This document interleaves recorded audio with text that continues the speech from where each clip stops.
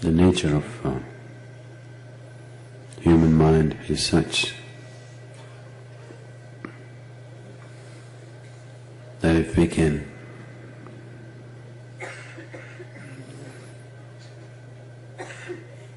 distinctly create something in our mind, the next step would be to empower that with our life energies. If we can do that, that will become a living reality by itself.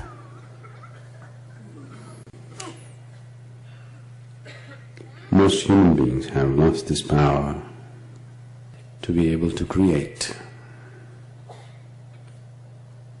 truly create.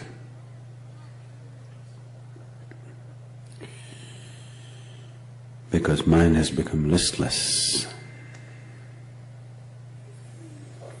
and the life energies are not sufficiently organized to put it behind whatever you wish to.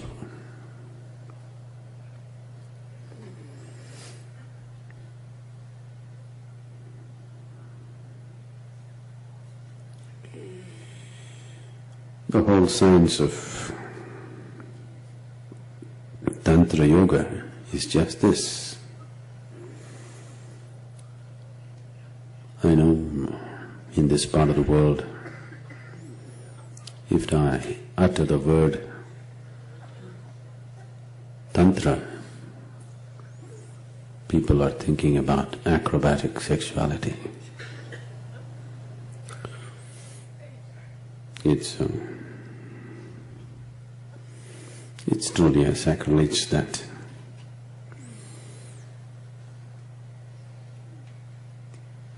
people who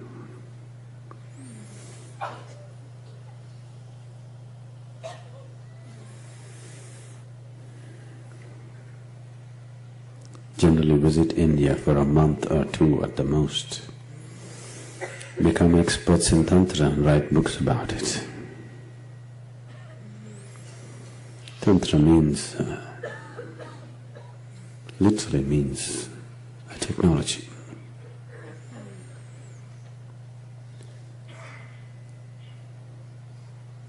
Technology means, technology is for creating what you want.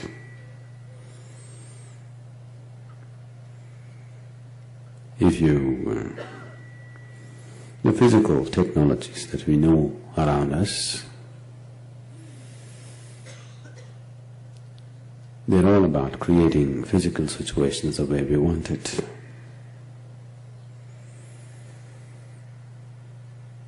And when human minds try to create what they want,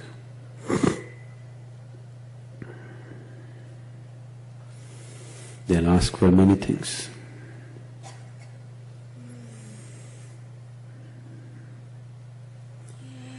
Most of the time, you would be fortunate if your prayers are not answered. Yes.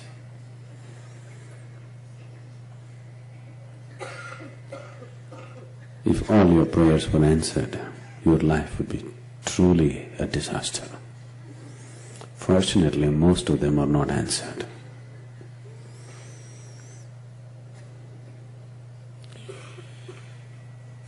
So Tantra does not believe in creating what you want in terms of the physical existence around you, but is focused on what is generally considered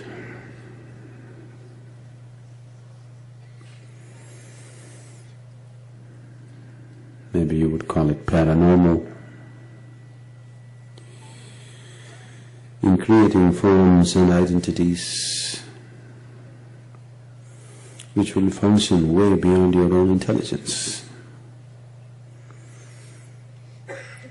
So Tantra essentially focused on creating a mind higher than myself, making an intelligence beyond my present capabilities to become available.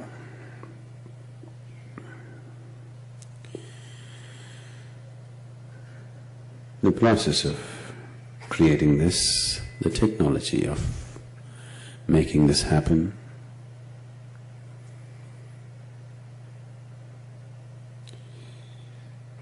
was what was known as tantric methods. In yoga it is known as tantra yoga.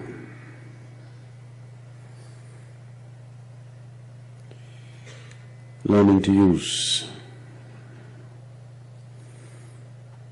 your body, your mind and your energies as just instruments of life, so that it becomes available to a much higher possibility, an intelligence which is way beyond human capabilities. This fundamentally involves two basic steps. One is to have the ability to vividly create what you want in your mind, every detail of it, to be able to keep your personality traits out of this imagination, which takes a certain amount of training and dispassion about yourself. That is, you don't think much of yourself. If you think too much of yourself, even if you go into the restroom, there you have to write your name. 2 minutes to pee and come. There people have to leave their names. Have you seen?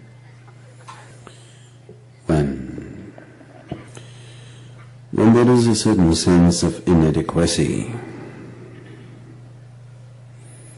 in a person, wherever he goes, he tries to leave his stamp. This has become the way, unfortunate way of the modern day humanity. Wherever they go, they have to leave their stamp. Smallest things, they have to sign their name on it. You will see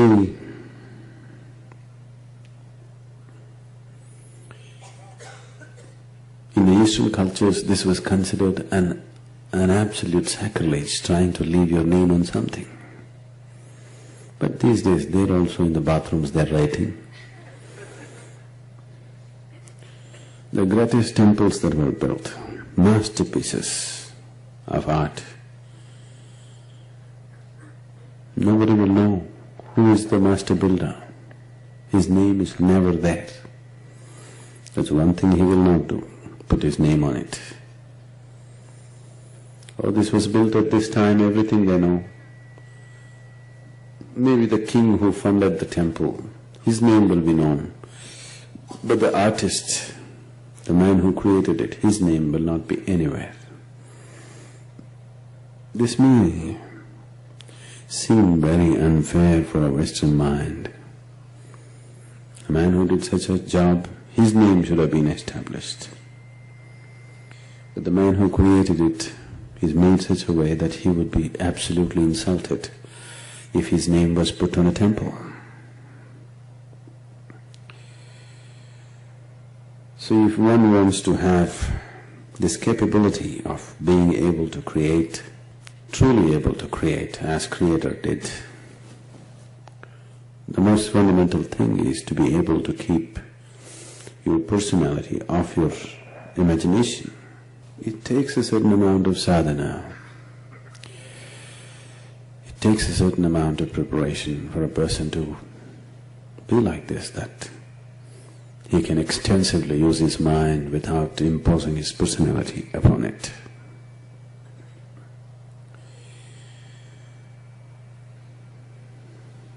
There are very beautiful incidents.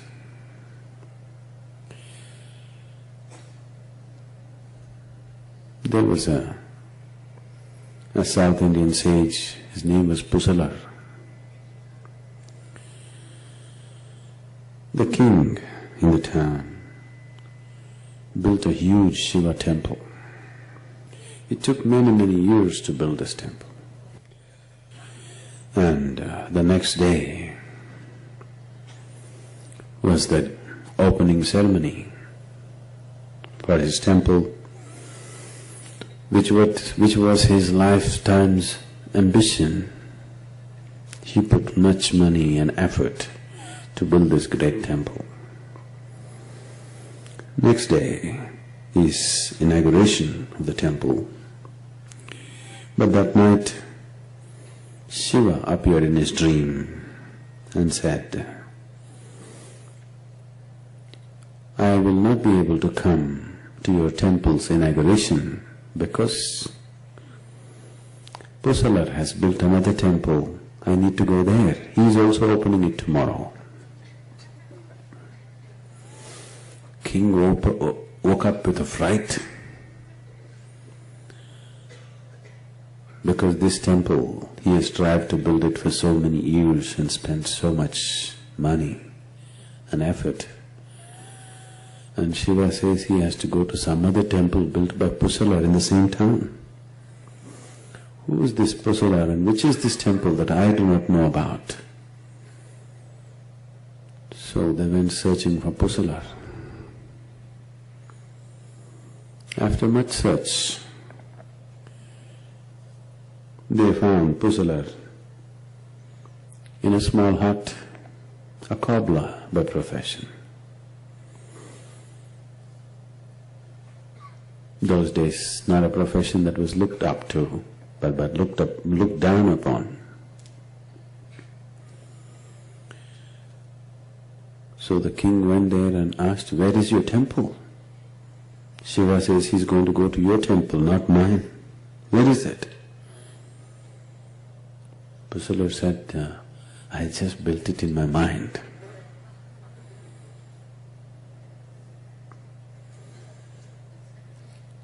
Every brick, every stone, he slowly built it, taking many years.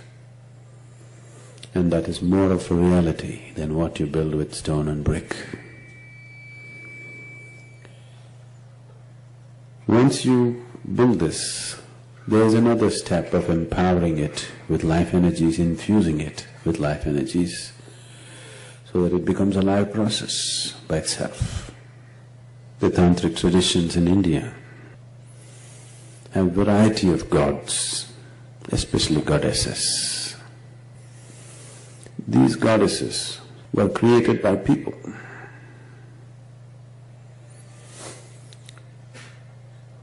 They actually created and infused life into them, that they became live forces. And even today, with certain access code if you have, you can call forth these goddesses, they become a living reality. There is a whole science and a tradition which evolved out of this science of how to make a god. The tantric traditions acquired mastery over these things. And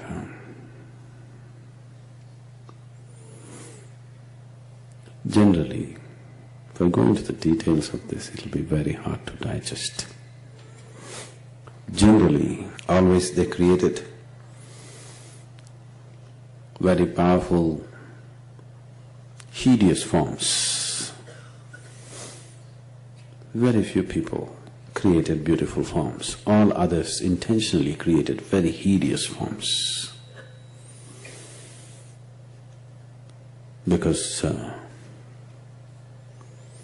the power of these goddesses would be such that if they were also pleasant and beautiful, invariably you would somewhere get attached to them. So they always created absolutely horror of goddesses, so that they were there for their calling. At the same time, You wouldn't want to be attached to them simply because of their appearance and their demeanor.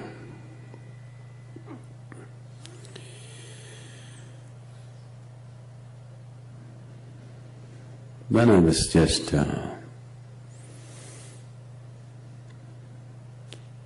second, third standard, how old would you be? 8 years? When I was just 7, 8 years of age, till I was probably 12, 13, this took such a grip of me from within.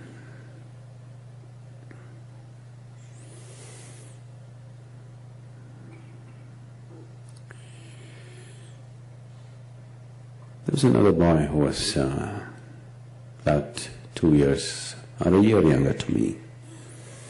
He was my cousin brother.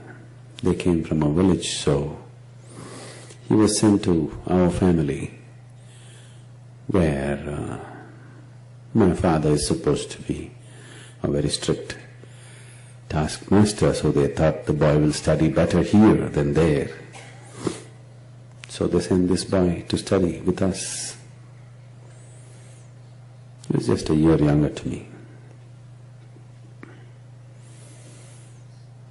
I always would climb to the third floor terrace where there was no staircase, where nobody can reach me. Only I have the access. Nobody else can climb there. I just built a whole world of my own. Another world. In every detail, in minutest detail. It's very difficult for people to understand this. Suppose I want to create a flower, I went cell by cell. You know how much time it would take to mentally create this flower? Every point by point by point. Like this I created a whole world of my own. If I just sat like this for 4 hours, 5 hours, 6 hours, unknowing I just sat building it by piece by piece, piece by piece, piece by piece. It became such a reality. Nobody else had entry into my world. I lived in my own thing. But this boy who was in the house, sometimes I took him on a tour.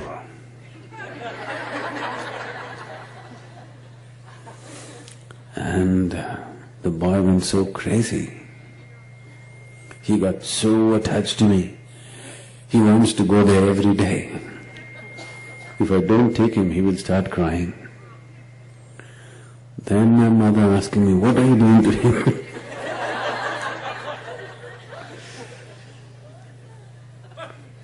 He wants to go there every day, otherwise he'll just freak out on me.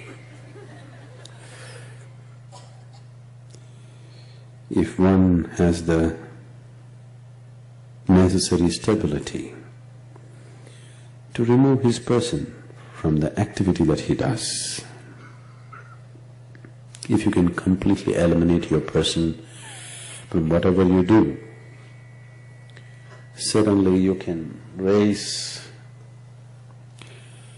the pitch of your activity to a completely different dimension. But people do not know generally how to act towards something that doesn't concern them, or they are not involved in it. And that's the limitation. That's the terrible, crippling limitation that a human being has imposed upon himself. Whatever is not him or his, he cannot act upon it. If this one limitation one can cross, we can do such miraculous things that most people, the world will have to dismiss our lives as a fairy tale. It can become like that. If only, if we can take away our individual person from our thought, our emotion, and our activity, and our energy. So the whole yoga that you're doing here is that fundamental of learning to take away your individual from simple things that you're doing.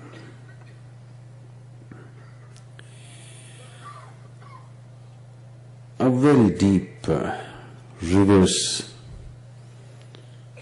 of what I'm talking has happened, especially here in this part of the world. It's always about you, it's always about you.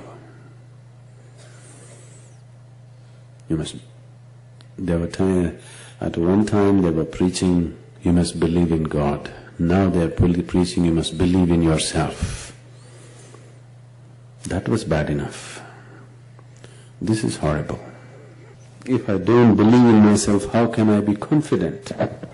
How can I act in the world? If I do not build my self-esteem, how can I operate in the world? Right now, the very air that you breathe is doing such complex functions, isn't it? Isn't it so? Is it doing such complex functions to keep this one alive right now?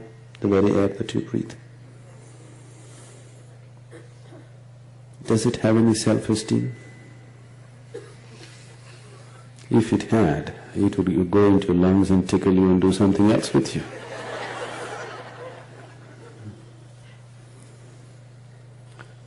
Without any inhibition, without any fear, we can inhale this and take it inside. There any one person here whom you can take inside with total confidence? Because you don't know what they'll do once they get inside. Isn't it? Because the individual identification has become so strong that it has completely dislocated the human being from his original nature. He stopped operating as life. If he operates as life, and just life alone, his capabilities are immense, and his capabilities no more need to be limited to what is contained within his physical form, because he has access to everything.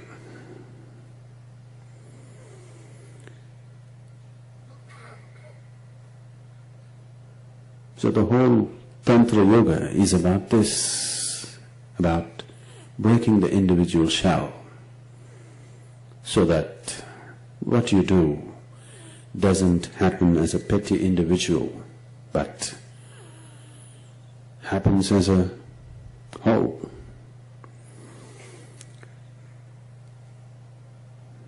There are various methods to bring into one's life to see that the individuality does not become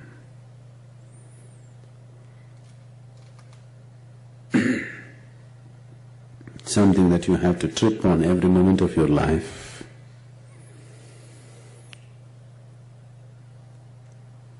It does not become a concrete block around your feet, that it doesn't let you move anywhere beyond the limitations that you have set for yourself.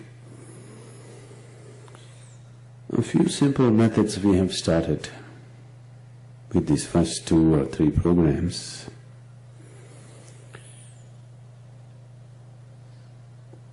But if we want to know the joy of living here without the limitations of being a small individual,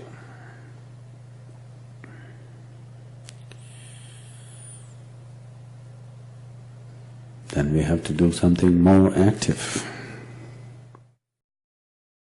I think you must look at yourself very carefully, because the children are picking up everything rapidly and they'll exaggerate everything that you're doing. So, one foremost thing is, at least make yourself in such a way that you would like to be. Somebody may not approve, it doesn't matter. At least you made yourself in such a way that you like the way you are. Gurus… no, women will not make good gurus, nor will men make good gurus. Unless you know how to be beyond the two, you can't be this.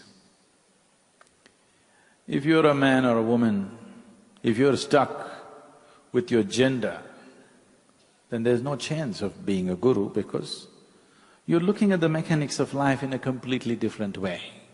You're just looking at life as life. All the problems on the planet is simply because everybody has their own mission. And these missions are creating variety of conflict. If all of us sit here without any mission, mission means an assumed position of importance and agenda, individual agenda. If all of us can sit here, what is a human being longing for? Every human being. All of you, wherever you are right now, you would like to be little more than what you're right now, isn't it so? Hello? Yes. If that little more happens, what? Little more? If that happens, what? So it looks like in installments you're going towards something. How much more would settle you for good? Let's look at it right now.